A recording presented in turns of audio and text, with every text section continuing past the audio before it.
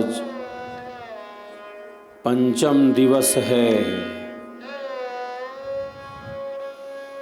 और आज के ही दिन माघ सुदी नवमी के दिन 1954 में इसी पवित्र भूमि पर कुंभ के अवसर पर हम सबों के परमाराध्य सद्गुरुदेव भगवान ने योग मुद्रा में स्थित होकर पूर्व निर्धारित कार्यक्रम के अनुसार योग मुद्रा में स्थित होकर अपने भौतिक शरीर का परित्याग किया था।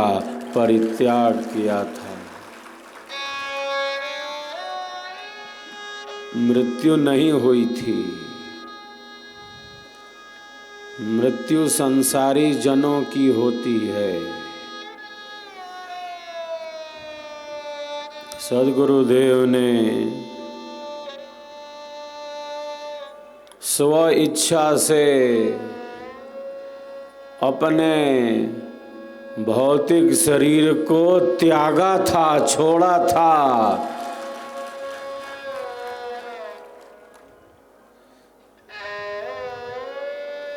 यह योग की अपार महिमा है।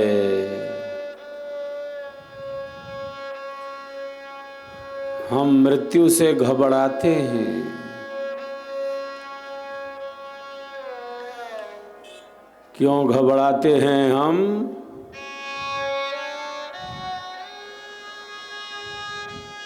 क्योंकि हमने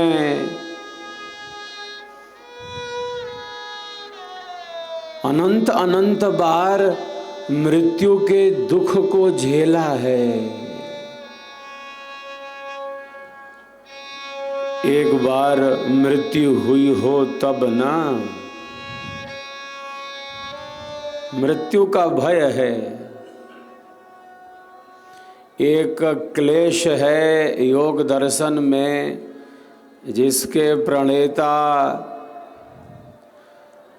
महर्षि पतंजलि हैं। उस क्लेश का नाम है अभिनिवेश क्लेश, मृत्यु का भय। ये पीड़ा, ये दुख, ये डर स्वरसवाही विदुषो अपि तथा रूढ़ो भिनिवेशः, योग सूत्र है यह।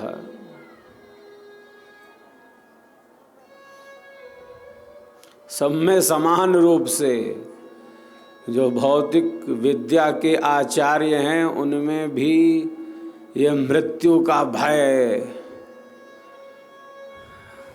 गहरे स्तर तक है।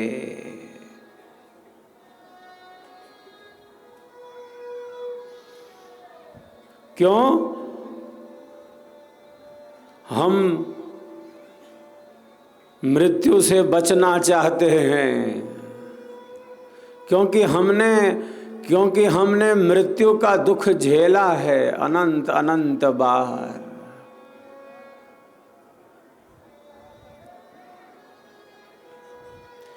इसीलिए जब भी प्राणों पर संकट आता है,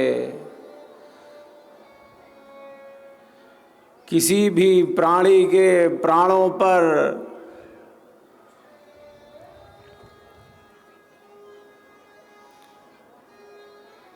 जब संकट आता है तो प्रत्येक प्राणी घबरा जाता, तत्क्षण सतर्क सावधान सचेष्ट हो जाता है, मृत्यु को दूर भगाना चाहता है।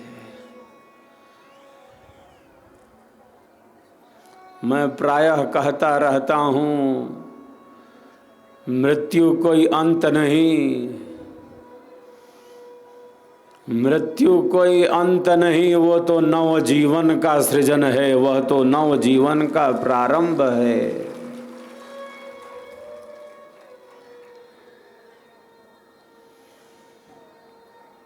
और जब शरीर धारण कर लिया है, सबसे मुख्य बात तो यह है कि जब शरीर धारण कर लिया है, तब मृत्यु से क्या घबराना। मृत्यु में कोई आश्चर्य नहीं है, आश्चर्य तो जीवन में ही लगता है।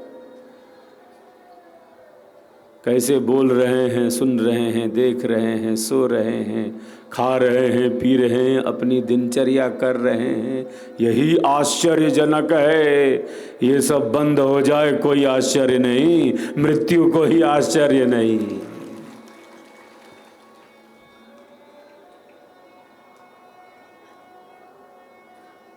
मृत्यु कोई अंत नहीं, आदि अनादि काल से यही क्रम तो चला आ रहा है। मैं प्रायः कहता रहता हूँ, जब शरीर धारण कर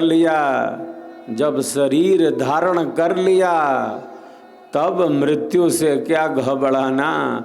घबराना तो घबराए इससे कि अब दोबारा जन्म न लेना पड़े, इस संसार में बंधन में न फंस जाना पड़े। मैं तू यह वह में न बंध जाना पड़े।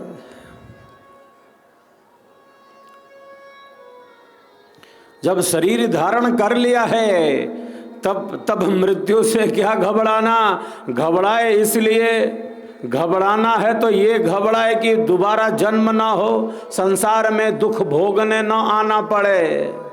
मैं तू यह वह मेरा तेरा में फंस जाना न पड़े।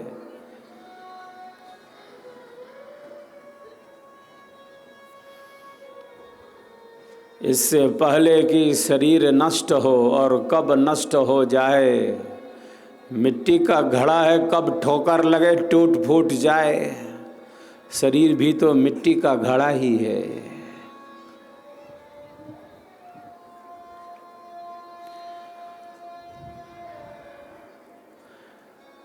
मिट्टी का घड़ा है, कब टूट फूट जाए। इससे पहले कि शरीर नष्ट हो जाए, क्यों मिला था ये शरीर, क्यों मिला था ये जीवन, कौन हूं मैं, इसी का ज्ञान प्राप्त हो जाए।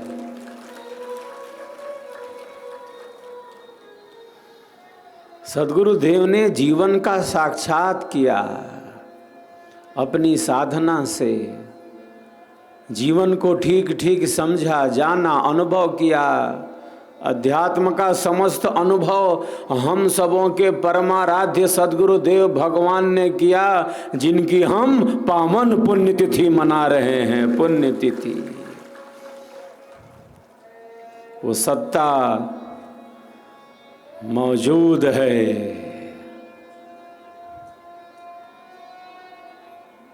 योग मुद्रा में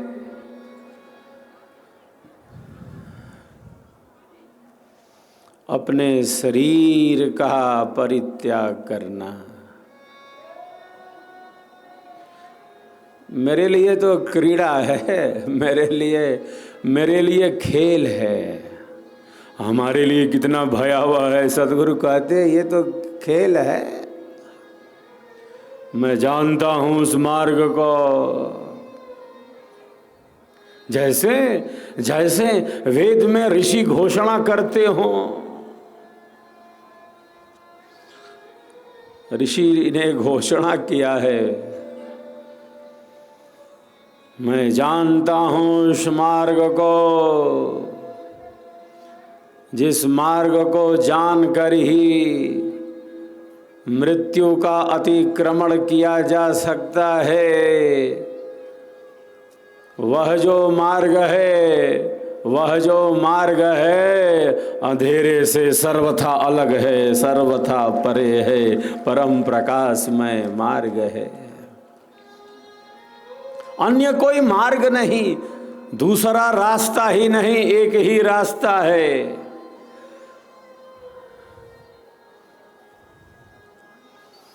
ऋषि कहते हैं वेदाहमेतम पुरुषम महांतम आदित्य वरणम तमसः परस्तात् तमेव विदित्वादि मृत्युमेति नान्यः पंथा विद्यते अनाय। और कोई दूसरा मार्ग ही नहीं है, एक ही रास्ता है, दो है नहीं।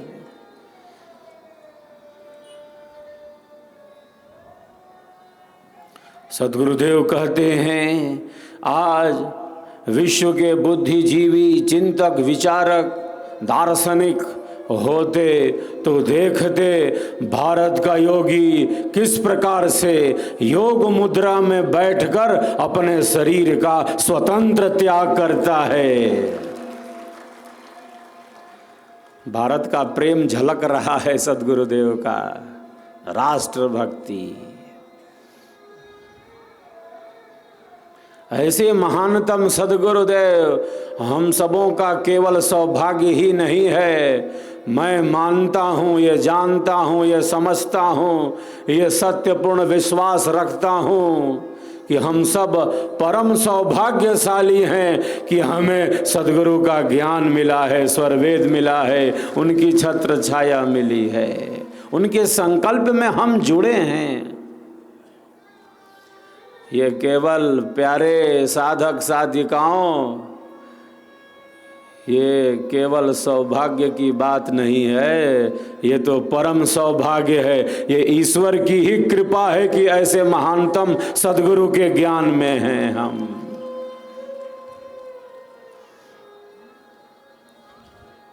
विहंगम योगी करे पुकार, विहंगम योगी करे पुकार, संकल्प दिव्य निभाएंगे, संकल्प दिव्य निभाएंगे, हम मूर्ति भव्य बनाएंगे। विहंगम योगी करे पुकार।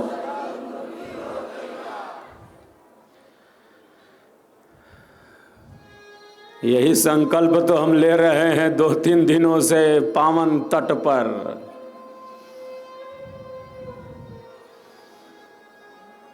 गंगा और जमुन की ये धारा है, जो सरस्वती की धारा है वो क्या है? अरे ब्रह्म विद्या के ज्ञान की धारा ही तो सरस्वती की धारा है, स्वरवेद की धारा है। आंतरिक साधना की जो स्थिति है वही तो सरस्वती है, वही तो सरस्वती की धारा है, जो ब्रह्म विद्या की धारा है। सद्गुरु ने उस धारा को प्रकट किया है, जो लुप्त है। महापुरुष ऐसे ही कृपा करते हैं, वो कृपा के सागर होते हैं। महापुरुष दया निधि होते हैं, दया के समुद्र हो, महासमुद्र होते हैं। महापुरुष कृपा के सागर होते हैं। वे जानते हैं हमारे कर्मों को, हमारी स्थिति को अच्छी तरह जानते समझते हैं, इसीलिए दया के सागर होते हैं, कृपा के सागर होते हैं सद्गुरु।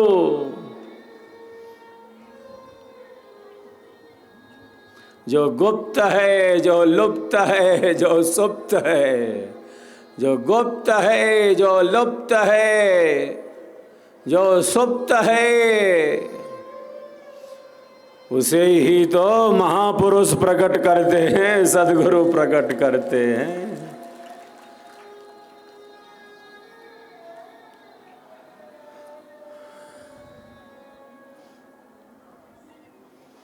वही धारा सरस्वती की धारा है। ज्ञान नित्य है।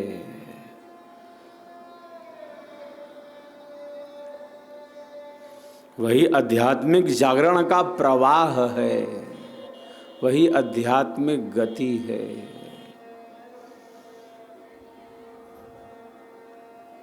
ज्ञान नित्य है, लेकिन जैसे परमात्मा नित्य है, ब्रह्म विद्या ब्रह्म प्राप्ति का मार्ग भी नित्य है, लेकिन वो गुप्त हो गया, वो लुप्त हो गया, वो सुप्त हो गया।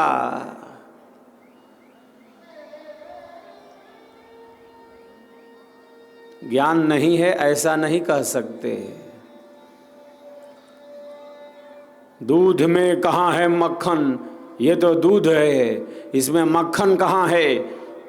मक्खन तो दिखलाई नहीं दे रहा। मक्खन है, युक्ति से निकलता है, वो युक्ति से निकालना पड़ता है। नहीं है ऐसा नहीं कह सकते।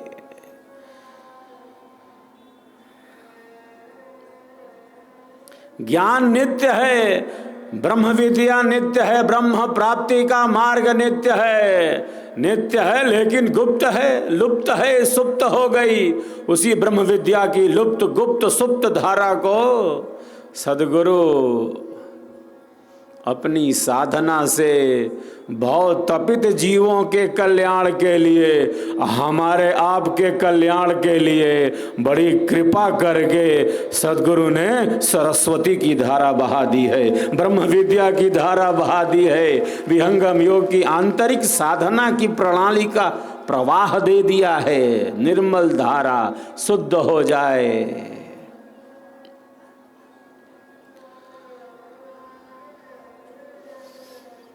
ये त्रिवेणी संगम है।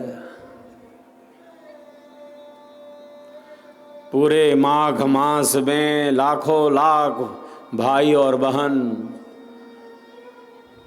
स्नान करते हैं, मोक्ष की कामना से, मुक्ति की भावना लिए, ये मुक्त हो जाएं, ये धारा पवित्र कर दे, यही मान्यता है।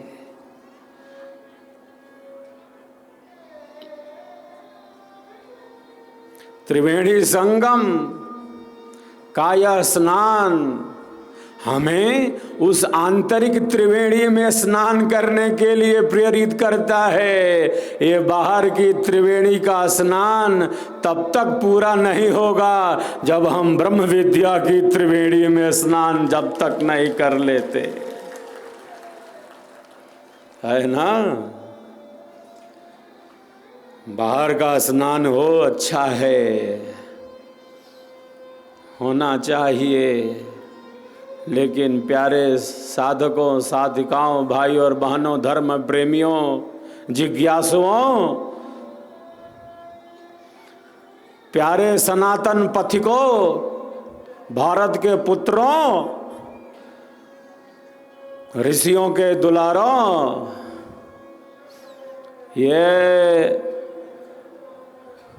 जो स्नान है तब तक पूर्ण स्नान नहीं कहलाएगा, तब तक पूर्ण शुद्धि नहीं कर पाएगा जब तक हम आंतरिक त्रिवेणी का ज्ञान नहीं कर लेते, आध्यात्मिक साधना का अनुभव नहीं कर लेते। बाहर का स्नान तो अधूरा रह जाएगा।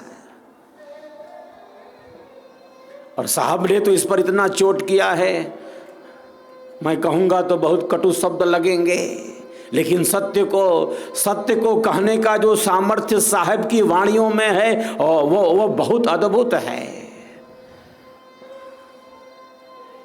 साहब कह सकते हैं, उनका ऐसा सामर्थ्य है, कालजयी व्यक्तित्व है उनका, और सत्य को सत्य कहा है, भाषा से कहलवा दिया है उसी रूप में।